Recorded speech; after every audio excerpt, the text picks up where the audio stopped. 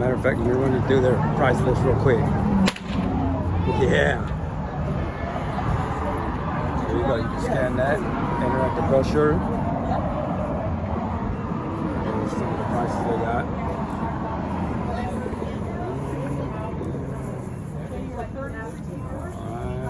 Okay. There you have it. Let you know where we pick up. She went to get all. Now, seriously, you could have made mine the same. You said you didn't want glitter. I would have done salty and glitter. I would have done little buttons. All right, guys, we made it back to the house with a few items that we picked up from our DFS stand. I got the retro, only got one. Probably still gonna pick up some more stuff, but from TNT and probably Phantom.